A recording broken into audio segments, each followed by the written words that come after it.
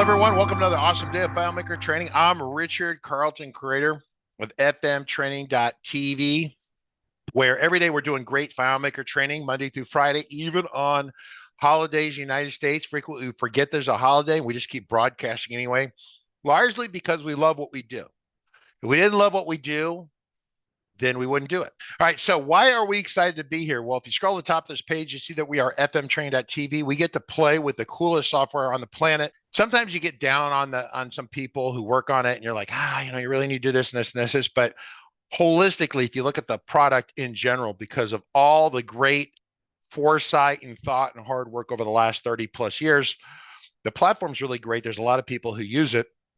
And it's tremendously powerful. If you have a customer that says they need something built, if you're a consultant developer, you don't want to tell your customer no, generally. I mean, people say, yeah, you always want to tell your customer no. Okay, I understand. You don't want to tell your customer says, yes, let's drive off a cliff. Maybe you should probably stop them from doing that. But the idea is that you want to be able to say yes to your customers if in any way it's reasonable. With a lot of other software products, you have to say no, it won't do this, no, it won't do this, no, you won't do this, or yes, you can do it, but it's $1 million or something, right? So with the FileMaker platform, it's generally much more cost effective and combat effective. I mean, if you are evaluating this as a machine gun, it just does its job super well. So yeah, so it's the ultimate machine gun. How about that? So if we scroll down real quick, we can get to the upcoming broadcast schedule. Today, we're going to be continuing law and disorder, where our examples, for the most part, are based on law enforcement and or organized crime databases that one way or another somehow I might have been involved with somehow. Today's conversation about naming conventions. So let's talk about this a little bit. The idea with the FileMaker platform is that it allows you, it's the reason I also like to fly helicopters. When you fly an airplane, it's fairly, what you do for the most part, unless you're a fighter pilot or an aerobatic pilot, which most people are not, airplanes are kind of boring. They gotta go straight lines for the most part. When you get to an airport, you fly a specific pattern and land the airplane, right? It's like going down the freeway. How creative can you be driving when you're going down the freeway in commute traffic? How creative can you be in that? Not really. You're in a lane. You have a choice of 2 or 3 lanes and an exit or something, right? You can roll down the windows, turn on the radio, but really you don't have a lot of flexibility in it. FileMaker is like if I put your car out in the desert and you can go anywhere you want. That's the FileMaker platform. That's also why I like flying helicopters, because helicopters give me that same kind of FileMaker flexibility when I fly. That's why I love helicopters. So the deal is with FileMaker that generally there's, if Margaret says I need to build a report, there's probably 5 different good ways to build the report. There's probably 5 bad ways to build the report, and we could talk about that. We did a little bit last week. Now with naming conventions, there's really, where I say sometimes there's like 5 good ways and 10 bad ways. The short answer with naming conventions is 1, use a naming convention and be consistent. And if you don't know what naming convention to use, then use the one in here or one that we talk about. That being said, just stay true to it, be consistent with it. And there's no really wrong answer for that. Like say, well, some people say, well, I'm going to name my fields, and if it's a global, it has a G underscore. Like there's some certain companies that got mad at me in Starting Point because I didn't use their naming convention. I got a complaint from them back 10 years ago, 15 years ago, when he came out with Starting Point. They're like, well, it's really great, except you didn't use the proper naming convention. Well, what proper naming convention? Well, we have our proper naming convention. If it's a calculation with a backslash and an index set for French, with a backflip, it's an XXYX underscore is the beginning thing on it. I'm like, okay, you can get really militaristic on your naming conventions. I've met people who just got too crazy with it, right?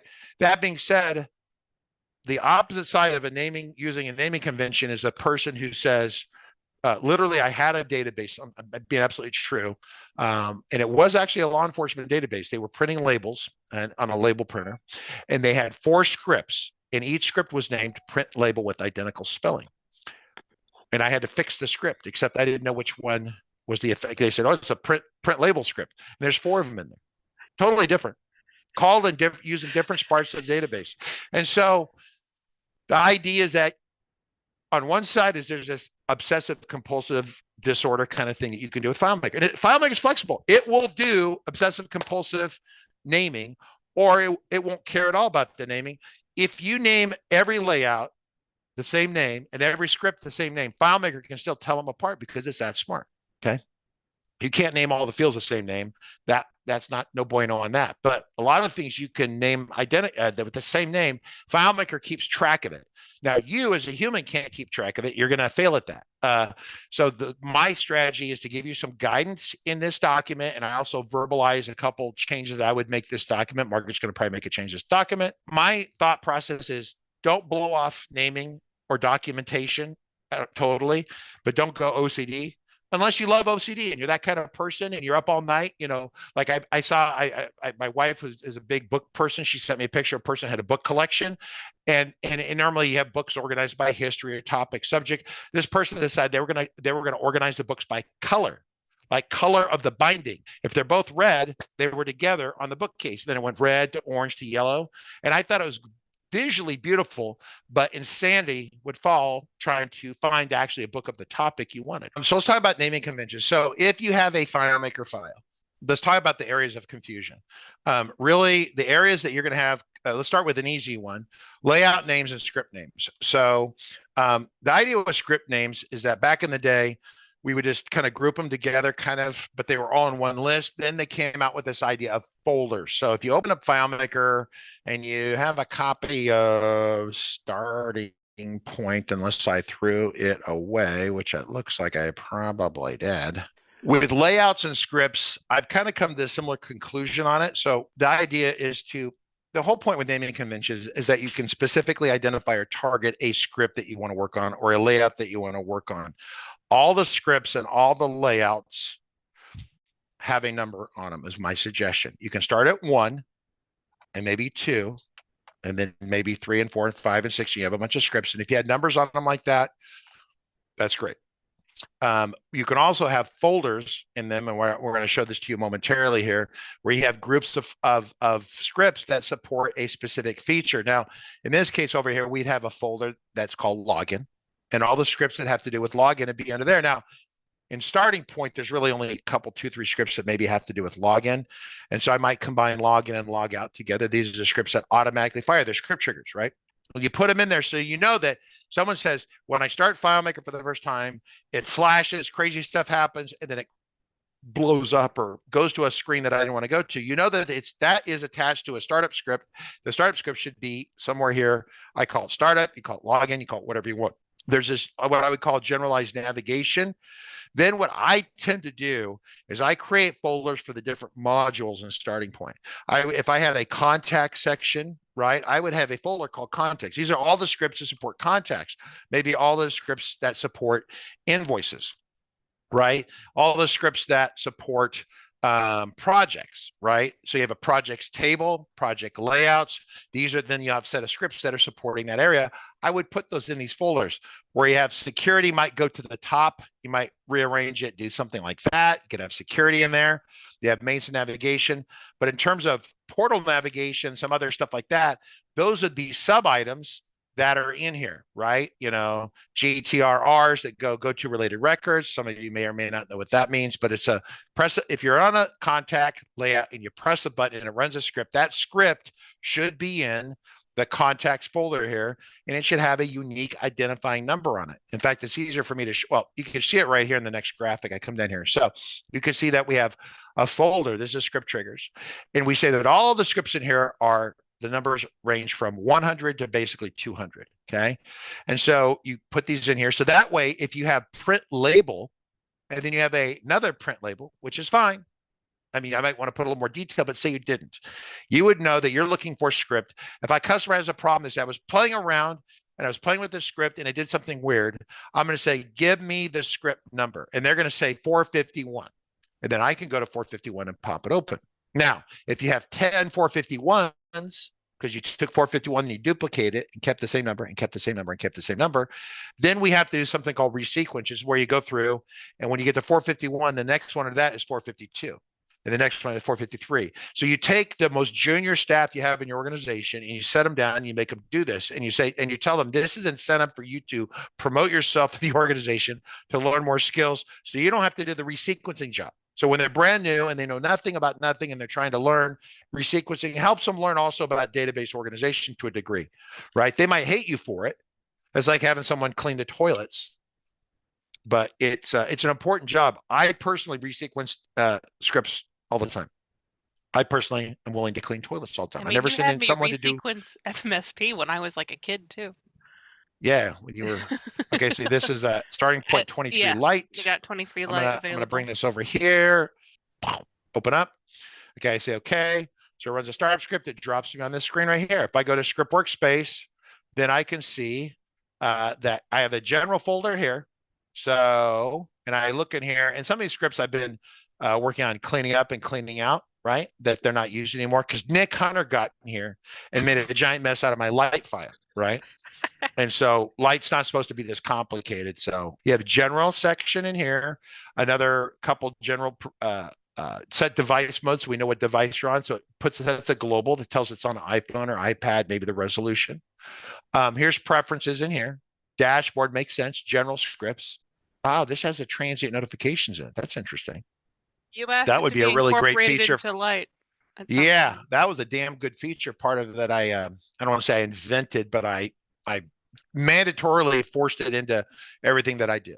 Right. So anyway, but look in here, you got accounts. So this is accounts, not security accounts. These are records in the accounts. Accounts in a CRM is typically going to be a company organization. Then you've got contacts, so the contact section, right? Contacts imported. These are old ones here that I've got to figure out. We have to go do an analysis on to see if these are being used. But the idea is, see, like right here, this is a bad thing. If this is our current shipping one, then I have to apologize to people that we're going to have to find someone in the company to resequence and fix this stuff. Okay. And so see the number is the same number section there. So these two scripts in here, these sections in here, the folders don't have a number necessarily, but then you got this one right here is like 738. So what you do is you go into here and you figure out where you want it to go, right? So then, yeah, look at this random user API. So this is a real mess. Look at this 815, 815B05. This is a horrific mess. If this is actually our shipping copy, then yeah, this is going to get seriously bug sprayed. So this is not what to do. So everyone, do as I say. This is what your parents said. Do as I say. Don't do Well, don't do we as could I do do. some resequencing live briefly to show people how it's done, I guess. Yeah, no, everyone would be bored. It's pretty straightforward. But the idea is that this first script should here, but this would be 700 right here. This should be script 700, right? So you'd have 0 or, and I do normally do 4 digits like that because we get into thousands. So that would be script 700. And then if you're down here, you'd have 701, 702, 703, 704. You resequence this stuff on down. But this is kind of a mess. But this is not what you want to do. But here's the practical part of this. This is a living, breathing piece of software, and I don't think this is the current one. New one's cleaner than this. It's on our server.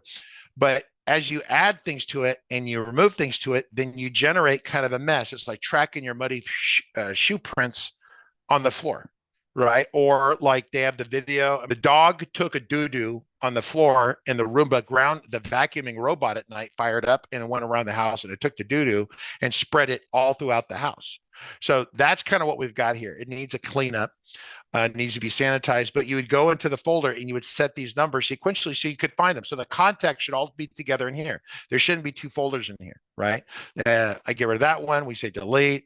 Just keep in mind when you delete blocks of scripts here, there's not really an undo on that. So we need to run a base elements on it. If you don't know what I'm saying, we run a process on it to determine that the scripts are not in use. If the scripts are not being used anywhere or referenced anywhere, then we can get rid of them without causing too many problems. So, Okay. so you have a calendar section, you have an estimate section, you have invoices. I mean, open invoice and see how bad that looks. Say, yeah, so 1200. So this starts at 1290, 1290. Now, what happens is sometimes we will work on a 1290 and then you realize you want to duplicate it and duplicate it and duplicate it. And while you're duplicating and working on it, you might name them A, B, C, D, and E. And I do that. Sometimes it'll leave it, that implies grouping. Now, the numbers are unique. And this isn't really bad other than the fact this says 1200 and it's already at 1290, which is kind of weird. And then I got 1200 right here. So this group right here should go down below this group, right? So the idea is not so much me telling you, you must use 4 digits. You must use this folder construction. The goal is one, to use a naming convention of something and stick to it. And when you make a mess out of it, you have to make the time, have the wherewithal to sit down and go and clean it. We have questions, by the way, in the middle Go, of yeah, go. the. Yeah, yeah. Is the script number related to the layout? No, no, but okay. So over here in this Word file, Margaret. So let's talk about updating. So I talk to all of you like I'm talking to Margaret. And so Margaret, I'm gonna tell you, I'm gonna move this out of the way. It's in the way. This is our document right here. I prefer personally, based upon my experience, even recently, because I've been building a database this last year, quite a bit over since April, May, is that I like logins and then security is fine. Navigation, if it's generic navigation, but then I like modules. So all the scripts that belong to the context module, all the scripts that belong to an invoices module, I like it organized like that. Not where you take all the modules and you rip out all the GTRs and put them here. It doesn't make sense because people are going to work on contacts. They're going to work on invoices. You don't work on all the GTRs across all the modules. No one builds software that way. It just it very well. If you do, you're unusual. And so I'm telling you not what to do, but I'm telling you that I strongly believe that you create folders like you saw over here, but there should be one contacts folder, not two, so that it's combined and then kind of resequence the numbers. It doesn't matter really who comes before the other, but I try to put the high traffic scripts for contacts at the top and the less used scripts at the bottom of the contacts folder. Now, and you'll notice that FMSP is kind of vaguely alphabetized. I would do it in the order of importance. Like audits is pretty far down the food chain, and I would put that down here somewhere. I would put what the important modules are to you, the important at the top. Whatever's important to you. You have to decide what's important. Okay. It doesn't have to be alphabetized. Please don't try to alphabetize. That's like color coding your stuff. As long as you have it, because here's the thing, you could come up here, you don't have to alphabetize it. If you say, show me a GTRR, you do a search, and it finds all the matches. You don't have to alphabetize, but having unique identifying numbers, like a little barcode, like every product has a little barcode on it, right? We got the barcode, wherever that went, beep, right? And you have that. So you can identify that specifically. Now, the reason I mentioned this about folders and what I call a module. So a non-official terminology, a module, people say, is that like a table? Well, mostly, right? If you go to a non-technical person, tell me about your business. Well, we track customers, which is part of the conversation for tomorrow. So I'm already stepping my foot in tomorrow's conversation. What are the modules? Oh, we deal with people, we deal with it, we deal with projects. And I go, well, do they pay you? Yeah, they pay us too. Okay, so there's invoice. Yeah, we do invoicing, but then we collect the money with QuickBooks or something, right? So yeah, contacts, projects, invoices, those loosely is what I would refer to as a module. The reason is if you go to a customer, a non-technical person, and you say, tell me about the modules or the blocks or components of your business, they understand that. If you say, tell me about the relationship between your various components and how that table structure is, they're going to go, brain's going to explode, and they're going to say, you're stupid. We need someone who talks plain human, okay? Not technical, okay? I've actually had people who at the time were Apple marketing people who aren't there anymore, but got really mad at me when I explained to them that their network traffic was slow because they had a slow speed problem through their backbone. And they had I couldn't dumb the conversation down far enough to help them. And partly lack of experience on my part. This is 25 years ago. And a backbone is a big chunk of your network as it trunks and it leaves the building, et cetera, and it goes across the internet. So let's talk about the folders because the folders follow the same rule as what I'm doing here. With the folders, if I come over here to, basically, if you want to see all the layouts, generally the layouts will be listed in here, okay?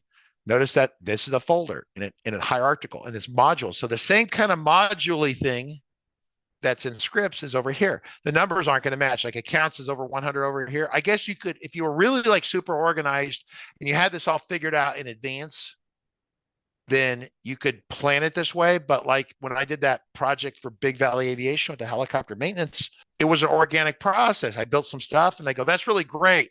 But what I really want is it to do this other stuff. And I'm like, well, you didn't tell me that a month and a half ago. Well, yeah, but now we're starting to realize what this FileMaker can do. The road to hell is for people who hate FileMaker, right? The road to hell is getting people addicted to FileMaker because they find out how flexible it is and you figure out what it can do and they get addicted to it, right? And they love it. And then they do live streams like this.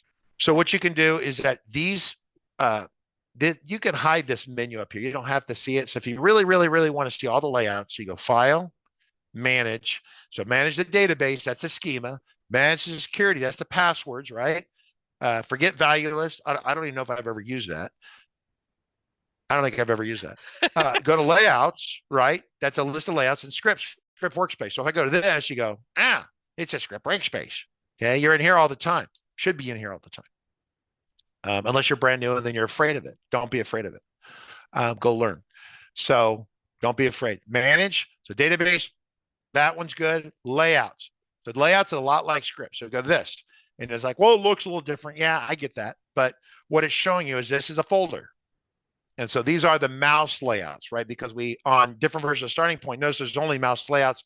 On the more sophisticated version of Starting Point, there's touch layouts and potentially web layouts. Touch layouts would be for like a touch screen. With Starting Point Lite, we really removed all the touch stuff because Lite is supposed to be kind of this training tool, right? And I wasn't so worried about how it would work on an iPhone or iPad, right? Generally, if you take a mouse layout and the buttons aren't super small and you put it on an iPad, it works just fine.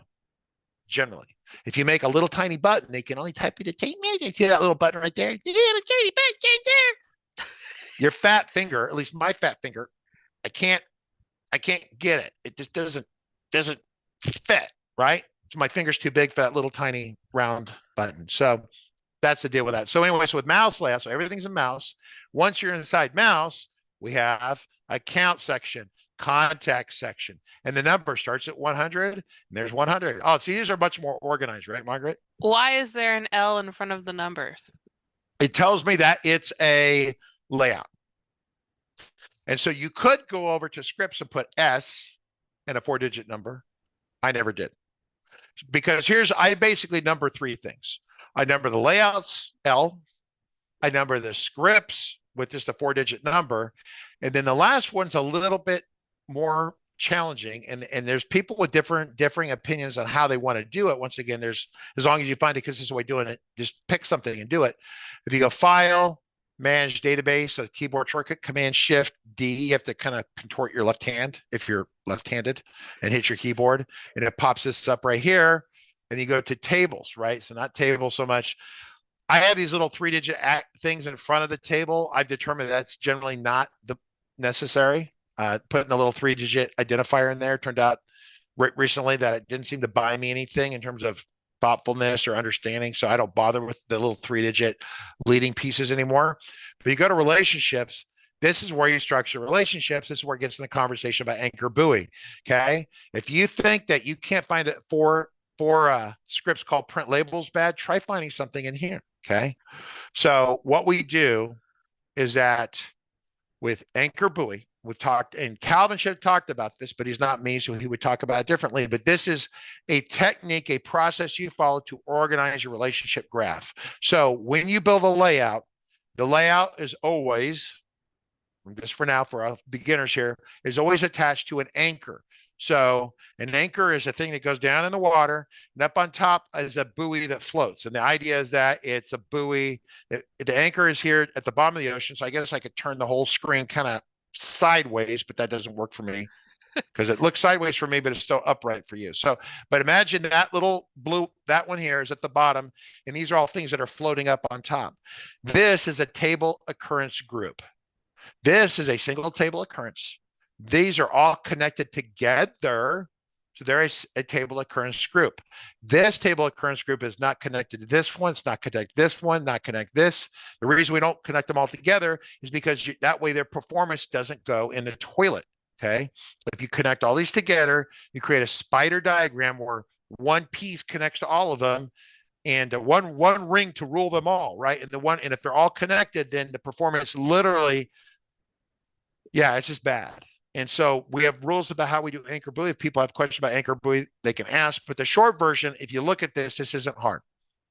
So first off, this is accounts, TO1 _ counts. So TO1. So everything that attaches to TO1 should have a TO1 and then a number behind it, right? A, B, C, D, E, F, G, right? We changed it because that way, if you had TO1 and then a 1, then a 2, then you got TO11, TO12, it's just dumb. So then you go all the way down, A, B, C, D, E, F, G, H, I, J, K, L, M, N, O. Then this should be P, and this should be Q, okay? But for whatever reason, whoever added this, probably there were some other ones in here, and they were deleted, and these got moved up. And then this never got resequenced. Is this a real problem? Not really. That name is unique, TO1Y. There's only one T, one Y. And then what happens when you get to Z, then you go back to A, then we do typically AA, BB, CC, something. You come up with whatever you want to do, okay? Then behind it, I typically put the name of the parent table, then the name of the child table, and then the criteria from which it's loosely based. Okay. So let's go over to our outline that we have where we discuss this. What I would tell you is if you're a beginner, one, use Anchor-buoy. Watch the video on that. If we want to do another video on that or a live stream on that, absolutely. We've already covered it with Calvin. I'm happy to cover it again. It's relationships and organizing relationships and data modeling, which is what we're doing tomorrow, is the hardest thing in the FileMaker platform. If you're a beginning or intermediate person, if you're an advanced person, you're used to it. It's easy. It's like, how hard is it to ice skate? Well, if you've never skated on ice before, it's really hard. But if you're like an Olympian who's been skating all the time, then it's like, woo, no big deal. So it's as you get experience in data modeling, you understand what tables are, where how the tables model to a business that you're interviewing, that you're talking to, right? Or your own company. Okay. So I'm going to come down here, naming conventions. There's the layouts, right? Layouts, see how they're L. This is the anchor for this table occurrence group. How do you know what an anchor is? If you have a table and you want to have a layout that's based on the table, that layout is always based upon an anchor. It's one of the rules of Anchor-buoy, okay? So you have this table occurrence group. So you say, I'm going to do contacts. You have a layout that does contacts. Remember, a layout attaches not to a base table, but to a table occurrence. We understand the difference. I should say, do we understand a difference in those two things? That might be an hour conversation right there. If some of you don't understand that, we can talk about it tomorrow. So tomorrow we're going to continue this conversation. So this is a purchase order system. There's a layout that has purchase orders. So we defined a table called purchase orders. Then we had a layout called purchase orders. Then we had a bunch of scripts that go into a folder called purchase orders. So table occurrence group, TOG, which is M. In this case, it's not T, it's M. Don't worry about the T or the M. Pick a letter that you like. At the time we did this, we were using M. Then I think we've had T for a table occurrence, right? But the point is that letter is there. And it's 42, which is the important part, okay? And what happens is that you have a table that's POs, you have the table occurrence, the main one, which is this. Then you have so what you do is as you're building the solution, this is the secret sauce right here. You're going to build it. You need a purchase order system. You define the table. You put a couple fields in the table like data purchase order, maybe the name or something, couple basic stuff. And so FileMaker builds the table, it puts the fields in there, and it builds a default layout for you. That layout will be attached to that table occurrence, okay? So the layout is already attached right here. Then as you look at that layout, you go, I need a portal that shows me this other stuff, or this shows me this, or this shows me this. So you add related child relationships to give you that material on that layout. So you look at the layout, you realize it's missing something, you determine how you're going to get that something on the screen. It's related data. It's like, well, I want to have the contact who the PO is for. Okay, you need to have a contact related to contacts. Well, the contacts has its own module, the TOG. You don't touch that. You're in POs, the table occurrence group for POs. So if you want contacts in there, you got to put contacts. In this case, it's the middle one right there. I'm just making this up and it's right in the demo right here. You go to contacts and you're going to drop it on there. And if it's the second or third one you drop on there, it's A, then B, then C. It doesn't matter. The point is if it's the third one down and you start at A, then the next one B, then C, contacts, and there you say, oh. And see here, the naming is slightly different. It's about you picking something you like. Here we said, this is the main related group, and this is the local one here, okay? And then this is the relationship. So the name of the table in this table occurrence tells you a lot about the relationship that drives it. It tells you about the stuff that's inside the little box here, right? It tells you the tables on both sides. Like if you just see this out of the blue, M42 Charlie, if you look at it, you know that it's attached to TOG, the group called POs, which means, and the PO section supports the PO layout, right? Because the layouts always attach over here, which means that we're supporting the PO layout. and that this is going to show us the contact data through a relationship, and that relationship is ID constant. Okay. Now you're saying, well, why is it? It could be whatever you want. ID constant. So any record in here relates to any record over on the other side. So I set this to 1. I set this to 1. They always relate to each other. I will ask other people's questions first, and then I'll ask mine. So the first question is, L only means layout. You don't differentiate between lists, reports, and form view for your layout sequencing? Well, and okay, so okay, and okay, the layout and starting point should be pretty good.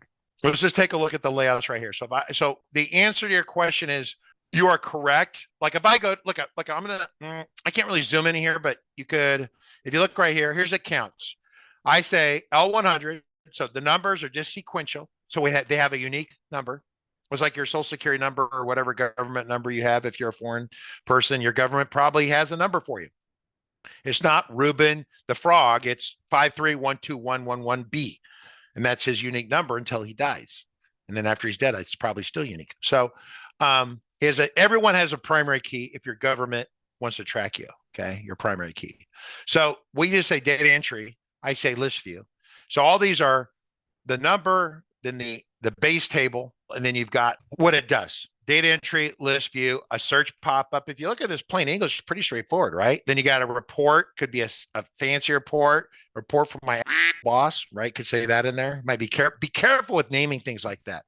There was a engineer that used to work for me years ago, and he thought he was really brilliant, and he quit working for me and went to one of my customers, and then he was doing sample data in the database.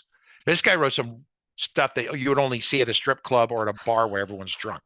And so the CEO of Cisco, this is 15 years ago, saw this. They dragged his in there to the chief executive officer of Cisco Systems, whoever that was at the time. And he had to apologize and basically beg for his job. It was bad. And so I was very happy it didn't work for me at that point. But be careful about naming things because that you tend to forget. And then the chickens come home to roost later. Okay. Yeah, the frustration Margaret? of venting in your scripts is not. They can't vent in your scripts, right? Please do not use your scripts as a therapy source. Anyway, next question. More questions. If you resequence the buoys, do you have to update layouts and scripts? Okay, so this is an important thing about FileMaker. Let's just talk about scripts and layouts and anchor buoys and calculations, okay? Everything that I'm teaching you right now, FileMaker is smart enough to keep track of it invisibly behind the scenes. Just trust me, it's magic, okay? If you want to know technically how it works, I can explain to you, but it doesn't particularly matter. If you in here change, like you have a script and like in here, or you have a script, like a script says, go to layout 101, list view. And then later on, there's a scripts in there. It's still like maybe it's in a bunch of different places. And then you change that layout. This comes over here and you change it to 101 BB, right? FileMaker is going to keep that straight. You're not going to break it. Things like that. Now, if you're a programmer with a background in programming other data systems, there is sensitivity. So if you get into like more advanced stuff, like playing with web apps or APIs, things with things outside the world of FileMaker, then the naming becomes kind of glued in concrete, and you don't want to break it. But everything at the beginner basic level here, you cannot break it. If you get to advanced stuff, there are areas where you interact like with other systems through like a call through the web, like FileMaker talks to QuickBooks and gets some information. If you change the name of the layout or something in there and QuickBooks is looking for that layout, you broke. So yeah, it becomes an issue. Another thing along those lines is like, as I rename everything in here, notice there's no spaces in here, okay? People say, you can use spaces, you can use spaces. And then about 8 minutes later, someone goes, something's broke. And what it is that some systems don't like the idea of a space in the name, right? Like if you go to web app, how many websites do you see that are www.mybestfriend.com and it's my space, best space, friend space.com? Doesn't exist. If you try to do that, then the internet will try to like encode that little space as a %20 thing, right? You guys, people have seen that. So spaces. Avoiding spaces is for when you're trying to use APIs with FileMaker? I Or would, as a general rule, I would avoid using spaces as names of objects in general. So if you look in here, how many spaces do you see? Because we're trying to, if you change the name, because the thing is, here's the deal. You could have a system that makes a call to FileMaker and it looks for a specific layout, okay?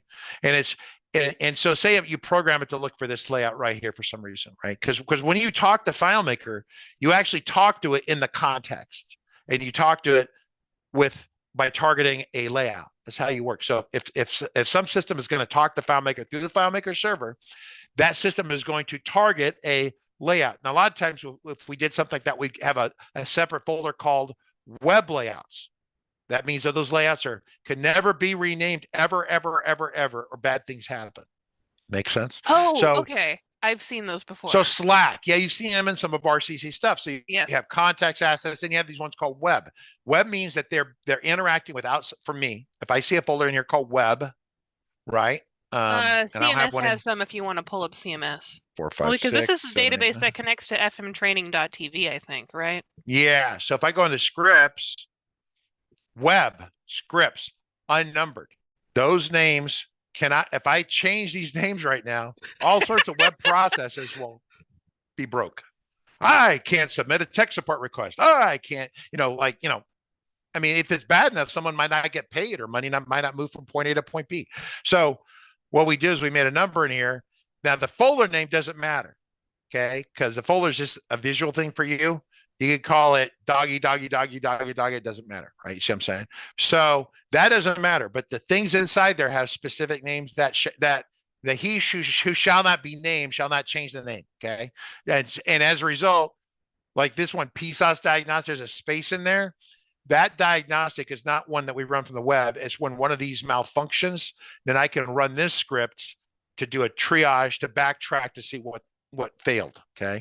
So, but a space here would be, none of these should have spaces, and they should never have a name that's going to get, the cause to be broke, right? If that makes sense.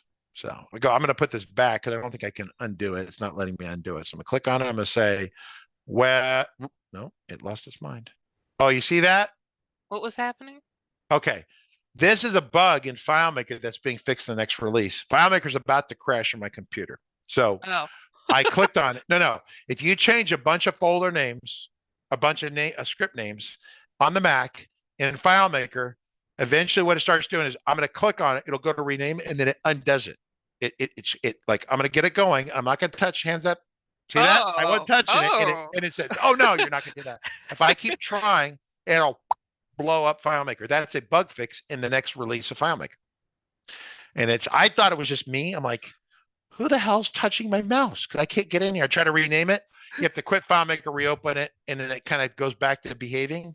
But it's gonna crash here. It's heading. If I persist in my malfeasance, it's gonna blow. So Margaret, can you make a note to fix that folder? Yeah, before we get an angry message from our head of IT, yes. Well, it's just web, and it's web layouts that are unnumbered, right? Yeah. Well, this is the scripts, actually. We haven't even touched the layouts. There's like a folder in the layouts that are like, do not touch the holy web layouts. Oh, yeah, probably the same thing. If I come over here and I go File, Manage layouts. So you can see another one. Here we go. So these are by different modules. So we have live streams. We have a system for guest speakers, right? Then we have a section for try FileMaker. Notice when I say try FileMaker, we spell out try, and we put the full word FileMaker in there. Don't make the mistake of doing a live stream and trying to abbreviate that on live TV. It's not good. Low Code Hero is here. That was the Megan one. We got books and videos. This is special high intensity training, right? So it was what we called this show last year. This year's law and disorder. So these are groups in here, and inside here is an L number and a name, and generally no space. If we call it with an API or something, we don't want it to break. Now, if it has a space, it could break. If it's working and then you change the name, it could break. So what we try to do is, if we have what we try to do, important tip, if you're going to target a layout to be working with an API, that layout should be a dedicated layout. And that's why it goes in this web folder, right? Like down here, web layouts. There you got a clue. Do not rename. That's called a clue. Okay, then we're back to the law and order part. What is it? A dead body there. It's got knife wounds and gunshots in it. That's called a clue. Okay, this is a big clue. Do not rename. So all the names in here should be no spaces, and they should, and you could number them, find a number them, but then you're never going to change that number ever again. So for whatever reason, we decide not to number them because then we wouldn't be tempted to resequence them and then break them. It's like That's why they're not numbered. Okay. It's like, I could totally see that happening. Like you zone out and you go like, the road to hell is paved with good intentions. Like, I'm going to put numbers in there. Then the numbers out, and then you have someone who's a little OCD, and like, Richard's not around. I'm just going to take care of this for Richard because I know better, and it'll make me feel better because I'm OCD. Get in there and renumber stuff. Come in Monday, it's broke everywhere, and then you're like, what happened? And then you're like, and the person doesn't want to cop to it. And then Jacob Taylor gets involved, goes, someone just renamed all my layouts. And then he goes on this manhunt to find out who the guilty party is. Okay, we have some questions. Please ask questions. If a script shouldn't be renamed, that should be in the name itself, right? Question mark. So if you could, I put it in a folder, right? I have this folder up here. So I'm going to try to rename it again. Whatever.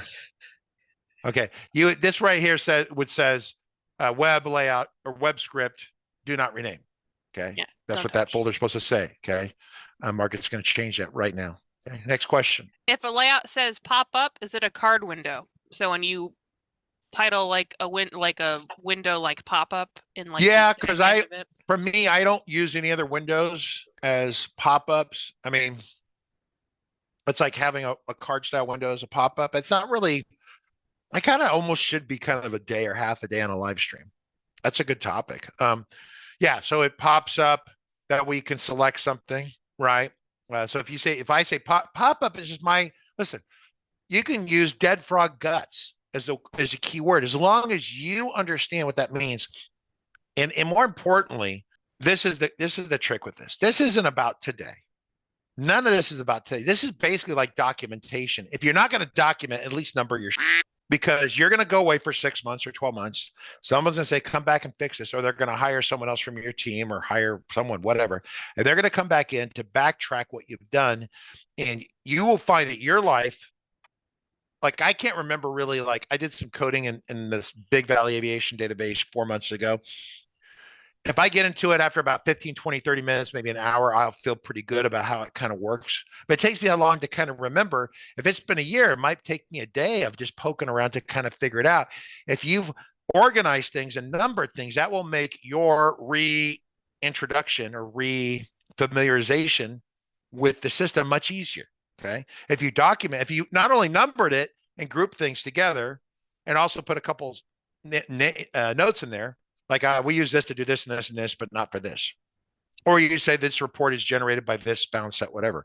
The more you do now, the easier your life will be tomorrow, 6 months, a year from now, right? So you're helping yourself. You're helping yourself. Let me help you help yourself. Help yourself. In that case, I probably shouldn't name my scripts after in-jokes or memes that I only understand right now, right? That would be the worst possible one, right? Because the jokes and the memes that you do right now, like it's like the bongo cat. I love the bongo cat. Some people are kind of new to the internet, never even heard of the bongo cat. I love the bongo cat. I think the bongo cat's the best thing ever. But you would lose context. And what if someday I don't like the bongo cat anymore, right? Is it .com? Is that what it is? Yeah, bongo.cat is what it is. Bongo, .cat, right? So there we go. Right? I love bongo cat. So, but if this is the joke, no one will understand the joke in a year, right? Or 2 years or 5 years. Or maybe cats are extinct in 5 years and that, this is, right? So. Okay. And then questions. Next question, do you have a special script naming for PSOS scripts? Or do you organize PSOS scripts in a special way? Well, no, if the PSOS is supporting like contacts, so say we have a PSOS like on an invoice, right? So say maybe the invoice is complicated and the math is complicated And so you don't want it to run automatically. So you write the calcs into a script, and the script only runs when you push the button. And say, like this happened in Big Valley Aviation, Margaret, you want to do some stuff. It took 11 seconds if you ran it locally, but it would be 1.1 seconds if you tell PSOS to do it. So I would go into like contacts, and I would have a script called processes or something. And then down here, it might say, CO, you can put the CO in as to tell you it's contacts or whatever, that's fine. And then I might, instead of say QA, I might say PSOS in all caps, and then underscore whatever the process is, total up the invoice or something, right?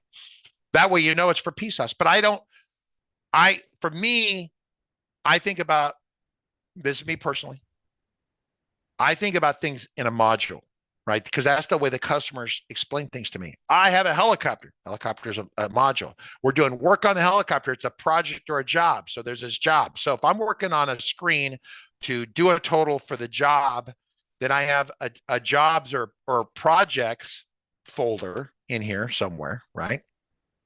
And actually, this is a very, what am I? Oh, this is CMS. All right, that's part of my problem. But if you have a project, a folder, and then everything that's in there supports it. You could have a subfolder in there called PSOS if you want to be organized. You can listen.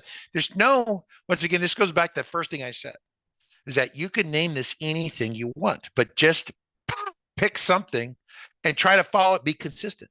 And it doesn't mean that you'll forever do it this way. I got engineers who took my design for the relationships in terms of the numbering, and they came in, well, boss, I think it should be better this way. It's like, great, didn't do it that way. As long as the other people in the company can more or less understand what you did or why you did it, perfect.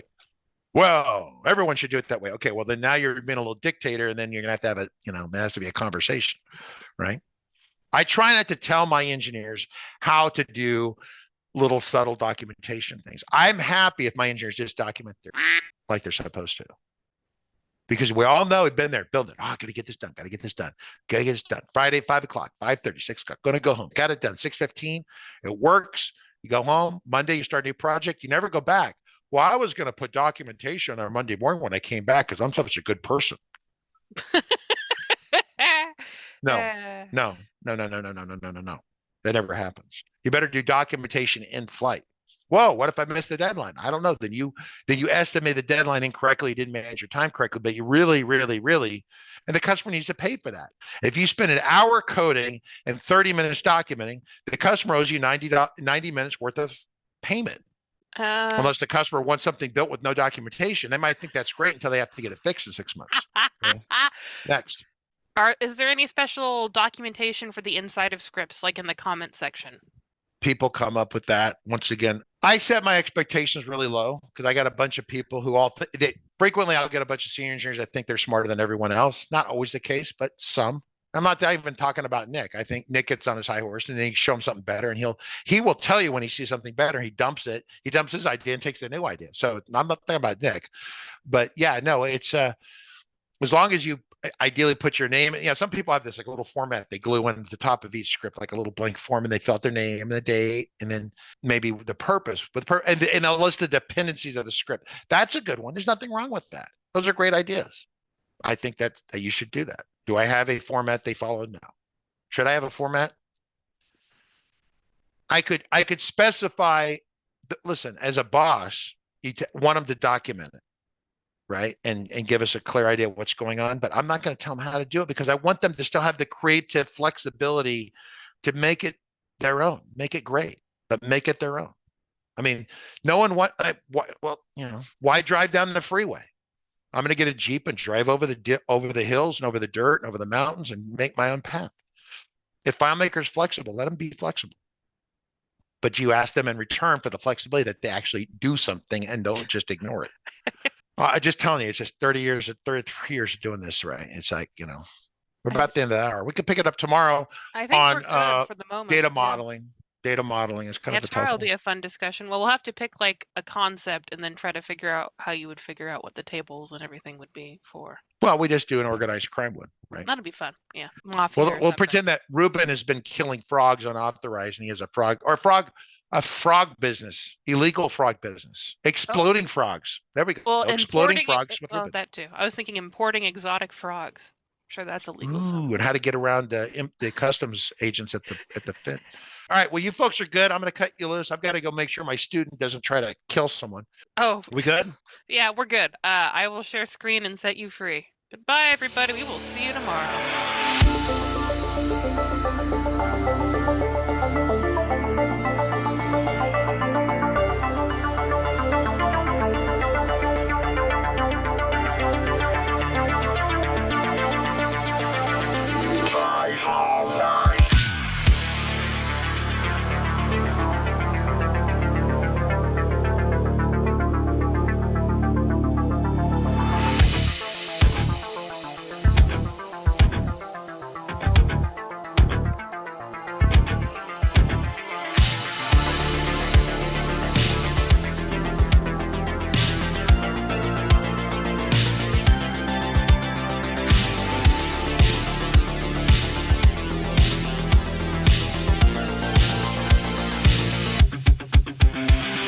Got a report of an individual up here who may be a FileMaker license.